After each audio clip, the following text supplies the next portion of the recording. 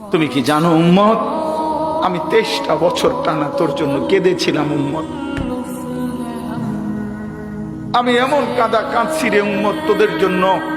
এশার নামাজের পরে দাঁড়াইছি, ফজরের আজান পর্যন্ত আমি আমার মালিকের কাছে তোদের জন্য, উম্মতের জন্য চোখের পানি ফেলে কাঁদছিলাম। আমার এত চোখের পানি তোর দিল গলাইতে পারলো না।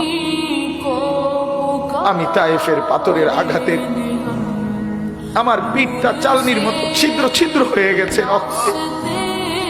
আমি বুকে পেটে 2টা পাথর বাঁধছি ক্ষুধার কষ্টে। আমি উহুদের দান দান শহীদ করা রক্তে উহুদের ময়দানে পড়েছিলাম বেহুশ হয়ে।